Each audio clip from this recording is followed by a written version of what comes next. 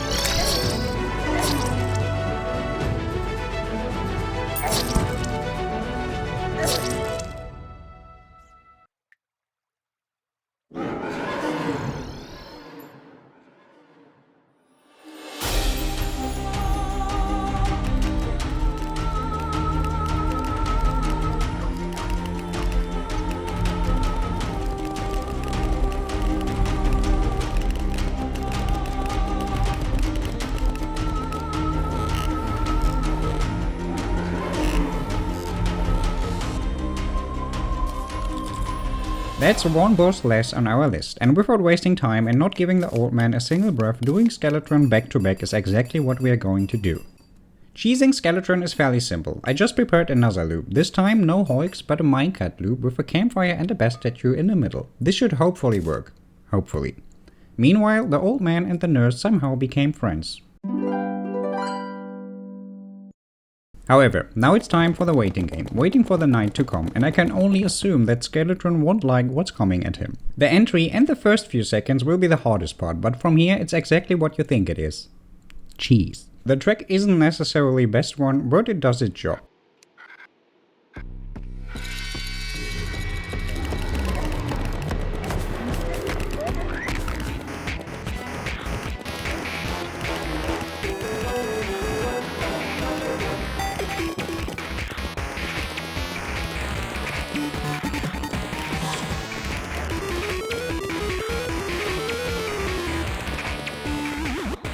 A projectile from him almost got me here, but this was indeed a fancy first try. The treasure bag landed perfectly in the middle of the platforms, a cherry on top of the cake. But it's not about the loot, it's about the mechanic. Wasting no time, I entered the dungeon only to die the mandatory death to a trap. However, that turned out to be lucky, because on my second attempt the mechanic was begging for help just a few steps from the entrance. Nice.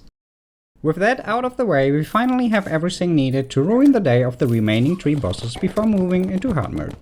So first up, our good friend the Deerclops. So I took care of some basics quickly, setting up pylons and crafting the deer thing to summon him. There are quite a few cheese strategies for the Deerclops, but I have always wanted to try maybe gaming strategy, so here we go.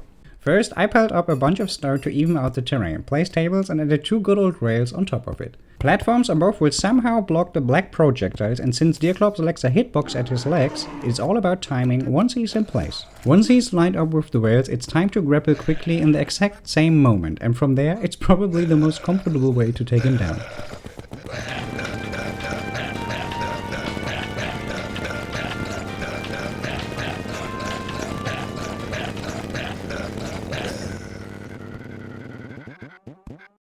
That works. 2 bosses remaining, Queen Bee and the Wall of Flesh, and of course we tackle the Queen Bee first. But for this it's time to loot the world for statues and create a graveyard. And every cheese enjoyer knows a good cheese demands sacrifices, which means dying for a greater good. Once I died enough to make a graveyard, I crafted beehives, which will be important for the Queen Bee, and got to work. Now the Queen Bee is the only boss which takes damage from other entities apart from the player, and this is begging for some strategy abusing it. So I stacked the few statues I have here, wired everything to some pressure plates, and added all the traps I've collected so far for some extra damage.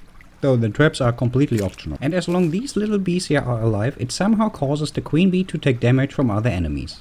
Anyway, everything is done and it's time for the Queen Bee. And naturally, I failed pretty much everything humanly possible. Why? Why?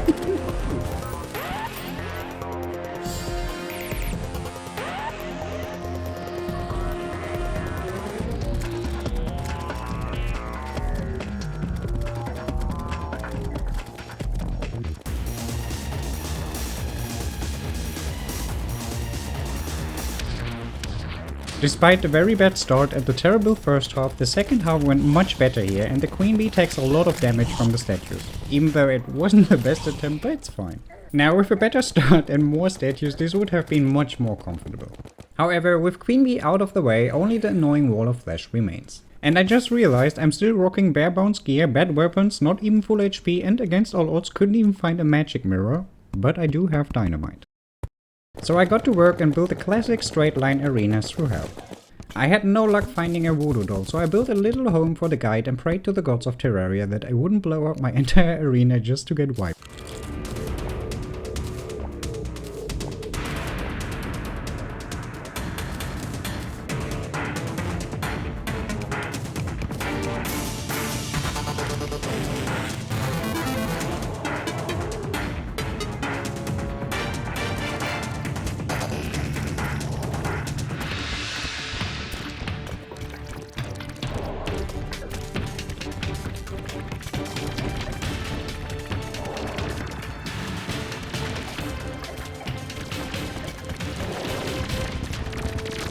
Look, I'm not saying it was close, but it was damn close with just 10 HP left.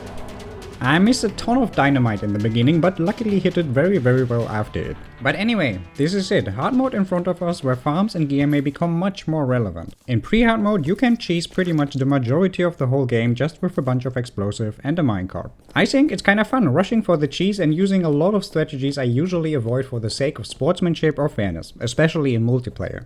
If you want to see this series moving into hard mode, let me know in the comments and make sure to subscribe. This was Water's Box and I see you next time.